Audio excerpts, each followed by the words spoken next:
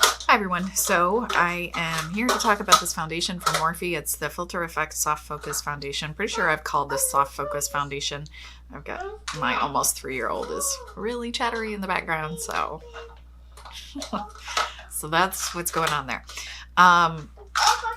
And okay, so I have a video from their other foundation, their first foundation launch. I bought the samples, or I got the samples free. I don't remember. I need this. I need this. Okay, you can have that. I got the samples. It goes in. It goes in. It goes in. It goes in, and nothing was pale enough, and it all like darkened, oxidized, wild amounts, and was just not usable, and it was really disappointing. So I did not end up buying that foundation just because there was like nothing I could use. So I saw that they had a new foundation. I thought, you know what, they probably learned from that whole experience. And hopefully the pale one actually stays pale when you put it on your face. And I would say, yes, it does stay pale when I put it on your face. And it's pale enough, which is a relief, because it's like if you're going to release a line with 50 shades, you know, you should have a pale one. Nowadays, I feel like we pale people can expect there to be a pale shade when a company releases a large line like that. It should have a good distribution of pale, light, medium, and dark, and deep. And really not just a few outliers and then like a million different shades of medium and light. Anyway, so I just went ahead and bought this. It did come with a brush. When I purchased it, it was a free gift, and I thought about not getting it, and then I'm like, well, I don't have a brush like this, and maybe for me, foundation just does not. It's more of a rarity for me to have success with a foundation brush. So I did try it once, and it was unmitigated failure. It just like made my face look really dry and just like settled into my pores, and if there was any sort of dryness, it caught on it. It was just not good. For me, a damp sponge is the way to go. So before I talk too much about the formula, let's take a look at the swatches and come back. What am I doing? What can you do, Mom? Record a video. So quick swatches of a few things I thought were similar or good matches for me, and then something that's too pale just for reference. So this is the Morphe Soft Focus in Light 1. Clinique, what is this stuff called? I can never remember. Beyond Perfecting in CN 0.5 Shell, which is a good shade match for me. Same with this Makeup Revolution Conceal and Define F0.2. This has a little bit more of the kind of cool yellow that I like for myself. This is Milani Conceal and Perfect in 0A2 Cream. LA Girl Pro Matte in Ivory. Now, is this what I put on my face? I'm not even sure. I think I only have one of this formula, so it must have been, and I think I put the wrong name in that video. And this is the Estee Lauder, oh, what's that stuff called? Double Wear. There we go. Estee Lauder Double Wear in 0N1 Alabaster, which is too pale for me and makes me look quite ghostly and pink. So if that had a little bit more yellow, it would be a good shade for me, but it does not. So it does not work so great for me. Okay, so you can see it's a really good shade for me personally. It's very it's very similar to the things that are good shade match for me, like the Clinique Beyond Perfecting in CN 0.5 Shell. The Even Better formula also has this shade, and it's also the same color, and again, good fit for me. It's not quite as yellow. You know, the Clinique is not quite as yellow. This is not quite as yellow as the Conceal and Define in F0.2 for Makeup Revolution, but that's fine. The color really is like a little bit more yellow would be nice, but I can say that about almost everything. Everything is like that pale shade is the right depth in general. If I could have just like a tiny bit more yellow. That's kind of my common refrain. But so that Clinique's a good shade match for me. Another thing that I like a lot is, which is a little bit darker but has more of the yellow undertones, is the Lancome Teint Idole Ultra in 095W. That one is something that covers redness better, because when I have something that doesn't quite have enough yellow, it does tend to make the redness on my face go a little pink. This does that just a tiny bit. I am just wearing bronzer today, just as a blush, because I'm going for this whole like bronzy theme.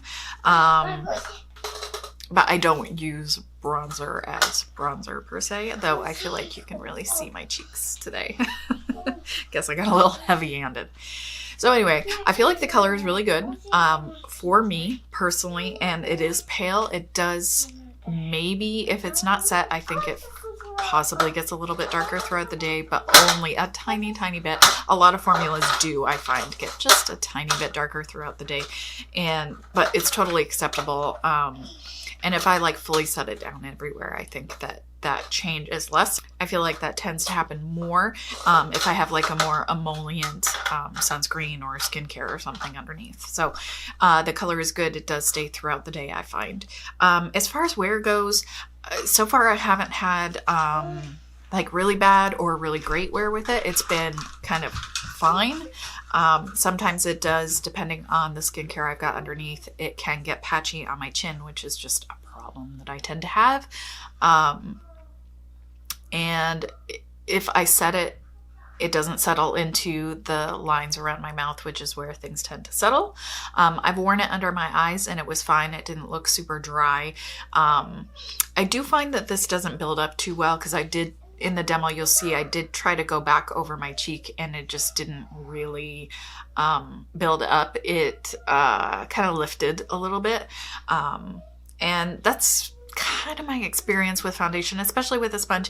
I could have tried to like pat it over with my fingers. Usually that tends to have a little bit more success than using a sponge. I feel like this going over again with a sponge to build up is always a little bit of a risky endeavor. Not a lot of foundations, in my experience, not a lot of formulas really work all that well that way. So that's just something to keep in mind. When I was doing the demo, and I think the swatches, I had a little background light on, but the battery has run out. So that's why it looks a little different, and like my head is just this kind of floating in the void of black. The price point is kind of in between. It's not drugstore. It's not, you know, high-end $40. It's, at least it's cheaper than high-end, you know. Is it in line with the rest of their products? To me, it's a little expensive, but at least it works better. At least it's not like you're paying $20 for a really lousy foundation. You know, we kind of, it's just when you have Morphe, which the price point on their stuff is kind of confusing, because they can have some really, really affordable products, and then their other products are priced a little bit more like kind of this mid-range, and it's confusing. But I'm glad at least this time that the packaging is nice. It feels sturdy. The only issue I have had with this pump is that sometimes it kind of oozes out a little bit, so I do check it to make sure it hasn't like oozed out before I put the cap back on to put it away. So that's something to keep in mind. And today I'm just testing 2 different setting powders. So I got a deluxe sample of the Patrick Star One Size translucent setting powder. I don't remember what the full name of this is. Ultimate setting powder. One Size Ultimate setting powder in translucent. So I did like half my face, the left half of my face, with this powder, and then I used my kind of best bet old standard. If I'm going to get a good result out of foundation, I will get it with this powder, and it's the Nars Light Reflecting Setting Powder Pressed. And I applied both of those with a sponge. Again, something, because it does tend to be a little bit dry on my face, just adding a tiny bit of moisture.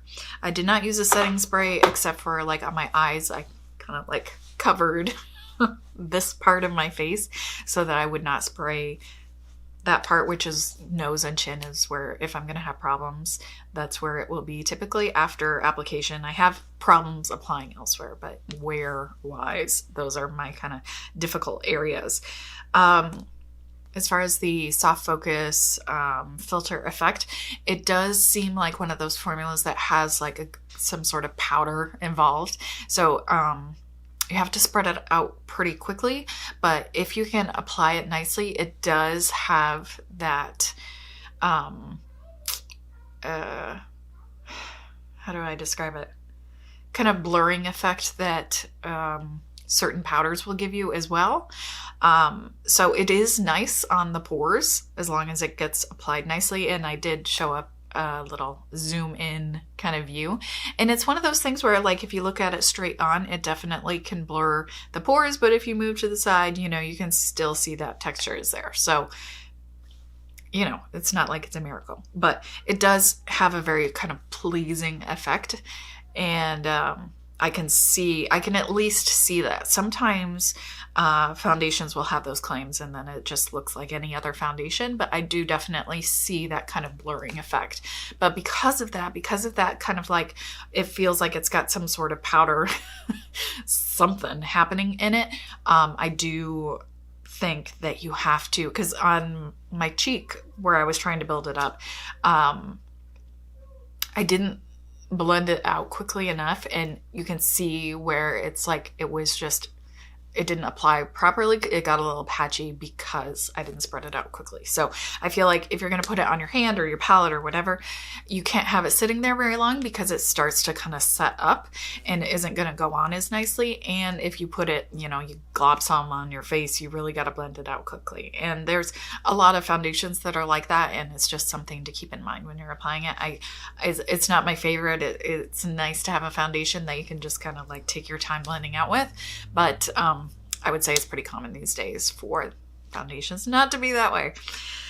So anyway, overall, I'm pleased. I am glad that they came out with a nicer foundation product, and it's definitely one that I would be happy to recommend to people. Let me know if you have any questions. Hopefully this was helpful. If you want to see reviews of anything else, let me know. Maybe I'll pick it up, maybe not. We'll see. I do have a couple things kind of lined up that I'm going to be trying out next.